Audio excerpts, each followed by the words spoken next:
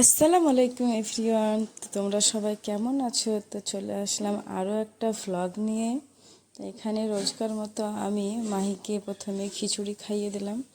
মাহিকে পেট ভরে খিচুড়ি খাইয়ে দিয়ে ওর জন্য টিফিনে আজ সেরম কিছু করিনি, একটু ফল দিয়েছি।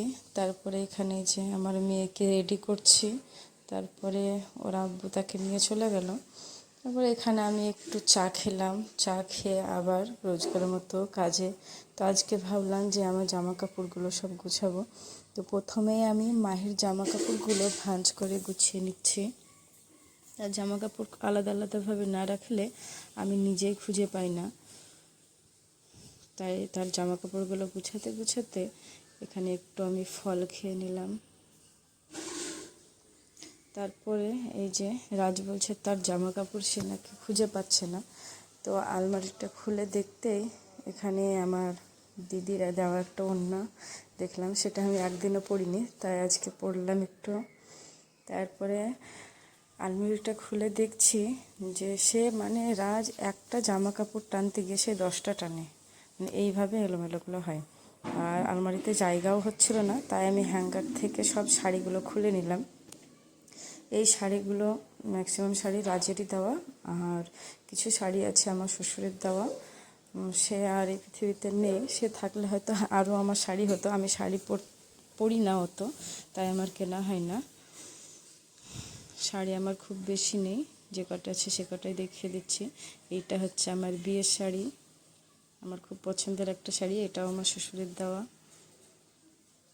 আর এইটা হচ্ছে আমার হলুদ মাখাতে দিয়েছিল এই শাড়িটা।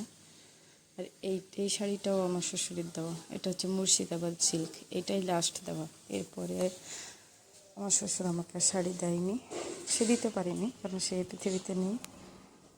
এই শাড়িগুলো ম্যাক্সিমাম শাড়ি সবই রাজের দেওয়া শাড়ি, আমার নিজের কেনাও না, আর আমি অত কিনিও না।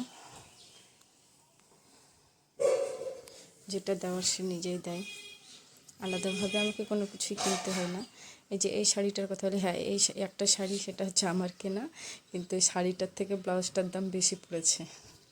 তারপরে শাড়ি গুছোতে গুছোতে আমার আলমারিটা পুরো গোছানো হয়নি।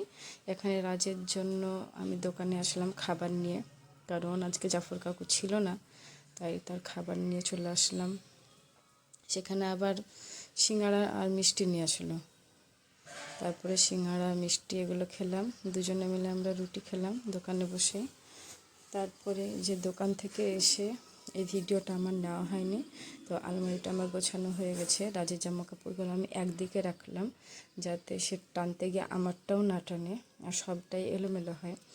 আর এইগুলো আমার দেখানো হলো না, এগুলো 3 পিস আছে, আমার 2 পিস আছে, ওড়না আছে, এগুলো দেখানো হয়নি। তারপরে এই যে দেখতে পাচ্ছেন মাহির জামা কাপড়গুলো গোছানো হয়েছে, কিন্তু ঘরটা পুরো নোংরা হয়েছে, এলোমেলো হয়েছে। চুটকি বাজিয়ে কিছুই হয় না, অনেক কাটতে হয়। তারপরে এই যে ঝাড় দিলাম, ঝাড় দেওয়ার পরে ঘরটা দেখিয়ে দিচ্ছি, আমার গোছানো প্রায় কমপ্লিট। তারপরে আমি ভালো করে গোটা বাড়িঘর মুছবো, মোছার পরে এখানে আমার মোছা হয়ে গেছে প্রায়। এবার আমি বাড়ির সমস্ত কাজ শেষ করব, শেষ করে আমি এখানে গোসল করব, এবং গোসল করা আমার হয়ে গেছে। তারপরে আমি নামাজ পড়ব, জোহরের নামাজ, নামাজ পড়ে তারপরে এবার আমি খাওয়া দাওয়া করব। তো আমার ভিডিও ভালো লাগলে সবাই তোমরা আমাকে সাবস্ক্রাইব